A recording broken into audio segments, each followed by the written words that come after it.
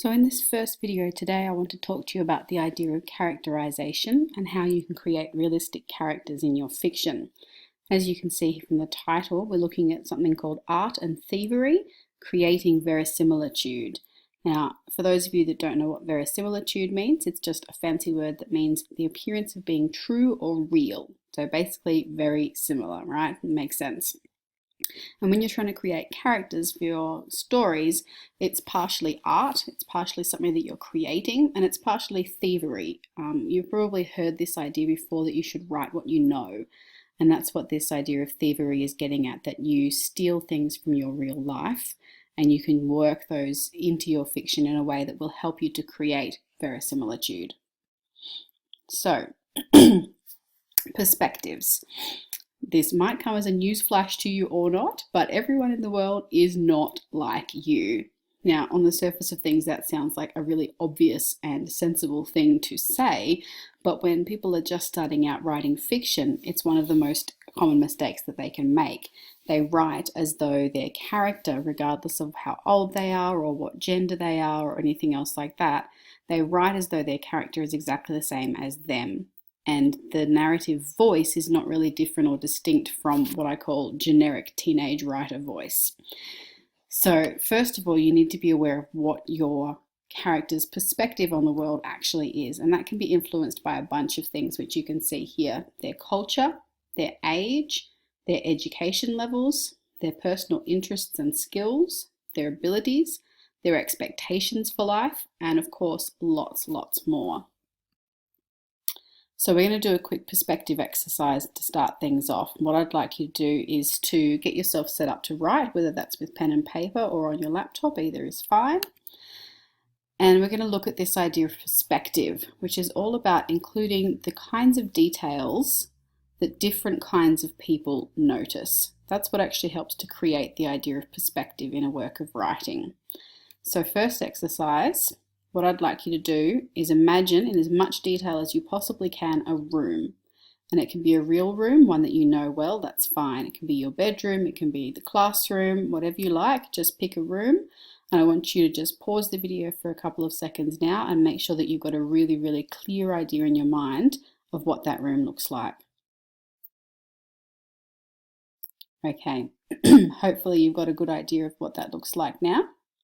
So this is the first writing exercise.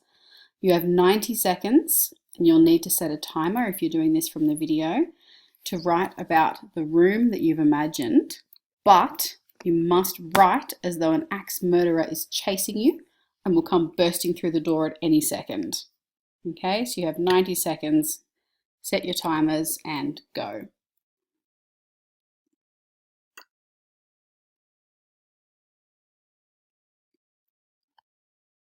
Okay, hopefully you've done that exercise now. The follow-up activity, what I'd like you to do is to set your timer again for 90 seconds. And this time you'll be writing about the same room again, but this time as though you were considering hanging a painting. So again, set your timer for 90 seconds and off you go.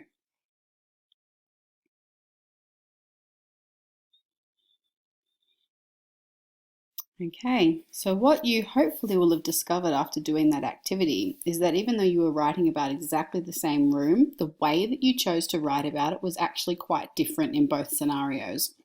If you look back over what you've read, you'll discover that you've chosen to include different details about the room depending on what your focus was at the time. When you're writing in the first activity as though someone's chasing you, you're likely to have used more urgent description, sharper verbs, sharper words, and would have possibly been looking for things like places to hide or things you could use as a weapon or defensive places, things like that. In the second one, it's likely that you would have used more soft verbs, mellower descriptions, a more leisurely sort of pace, and possibly a lot more description because you're trying to think about the aesthetic of the room and how this painting that you've got is actually going to fit into that aesthetic. So that's just a really quick way to show you how much perspective can actually change the way that you choose to describe something. And when you are writing a narrative, it's really important that you keep in mind your character's perspective and the kinds of details that they are going to notice about your scene at any given time. Of course, you can't experience perspectives other than your own, so that's the limit to this idea of write what you know, but there are definitely ways that you can get around that. It's really easy, you just do your research. So read books about the kind of person that you want to write about. Read books by the kind of person you want to write about. Talk to people like the kind of person you want to write about. Figure out what it is that makes their perspective different from your own. And if you have a willing volunteer, it might actually be really interesting to do an exercise like the previous one with someone from this different age or gender or social section to yourself, and to describe a room and see what they choose to include and how it might differ from yours. There's a sort of way of looking at how their perspective differs from yours.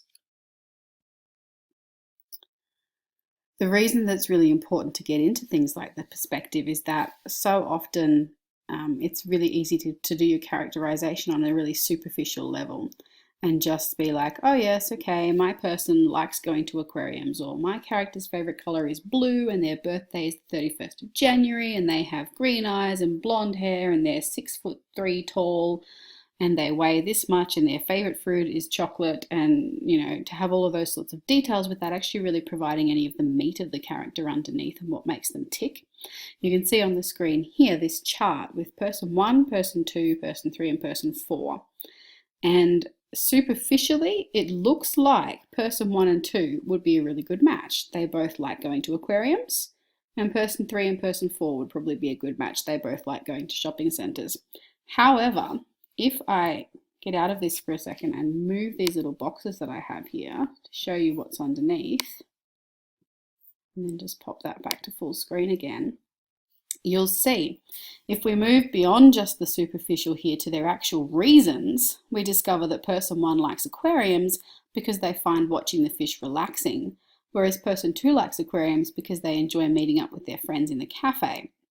Person 3 likes shopping centres because they find watching the people passing by relaxing, while person 4 likes shopping centres because they enjoy shopping for clothes with friends.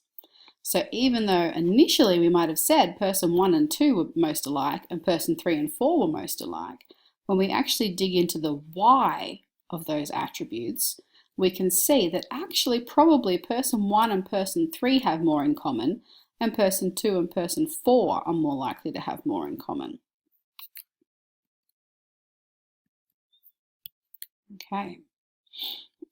Now at this point, you can see on your screen there this illustration that's done by Maggie Stivotta, who is a New York Times bestselling author in America.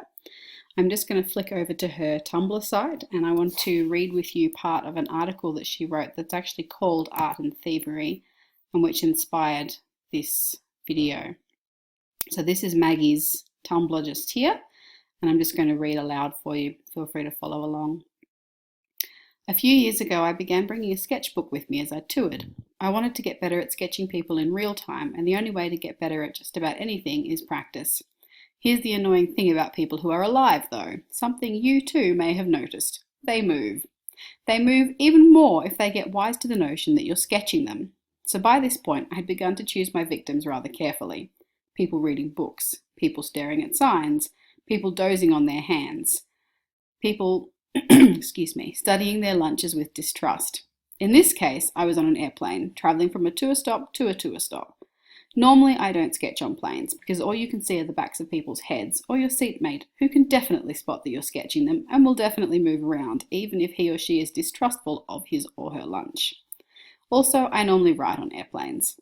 I very much enjoy writing on planes, but only as long as I am trapped in the window seat, with only one flank to protect.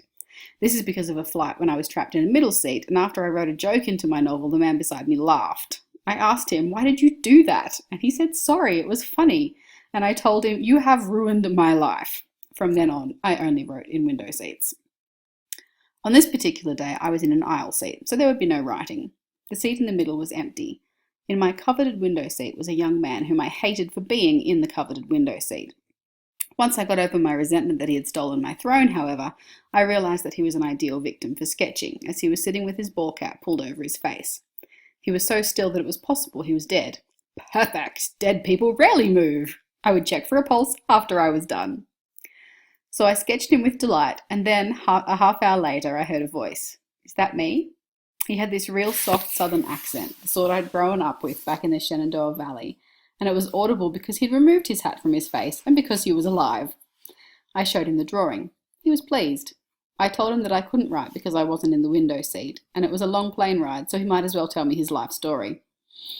It wasn't long enough for his entire life story, but he did tell me how his hand. I had noticed it while I was sketching. It was oddly shaped, and I'd drawn it oddly shaped. When he noticed that I noticed, he told me the tale of how he'd broken it. It turned out that, although he assured me he was a peaceful creature, he'd broken it on someone's face. He'd been in a minor altercation defending his sister's honour. As he was telling me this story, which may or may not have been true, I was listening to him with my mind on record. I was getting ready to steal him. I used to steal the surface of a thing. I would have stolen that story of the bar fight, for instance, and all the details around it whole cloth. I would have recorded it as truthfully as I could imagine, and I would have been proud of myself for accurately transcribing the human experience. But that's bad thievery, shallow thievery, copying, not artistry. Now I know that when I'm stealing someone, it's not their details I need, it's their soul. I've learned to solve for X, to simplify the essence. It's not about the punch, it's about why he threw that punch. No, it's about why he threw that punch then and never any other time. It's about how he's telling me the story, how he includes his sister's honour in this story of a single crippling punch because her honour adds weight that the mere velocity of the swing does not. He can't own that punch, that single punch, even to me, a stranger on a plane, without including the backstory of its purpose. It's about how he wants me to know that he's not bragging about a casual barroom brawl. This hand, this broken hand, he broke his hand for a reason. Here's the thing. He could have been lying to me. His story could be completely fabricated, and then, if I stole that story, I'd be telling a lie of a lie, a copy of a copy, each version a bit less like reality. That would be bad stealing on my part. But here is solving for X, simplifying for the truth, stealing the essence. Here was the truth sitting beside me, a confession in the knit of his eyebrows and that soft southern accent. Here was a boy who had lost his temper once, much to his shame, and here was a boy who had had to look at that moment every day since it had happened. Everything else was details, just noise. But that was the soul, and that's what I stole. That boy became Adam Parrish from the Raven Cycle. A boy who made a mistake and has to live with it every day. A boy who carries physical evidence of a moment's anger. Writer? I am a thief and an artist.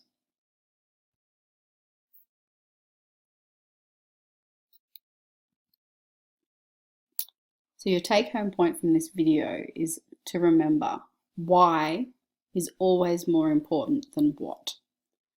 In your story, you have to tell us what your characters are doing. You have to tell us what they are saying. But the real importance is why they are doing it. And if you can figure out why they are doing it, then you will be able to figure out their perspective and you will be able to make them sound like real people inhabiting your story and not just copies of copies.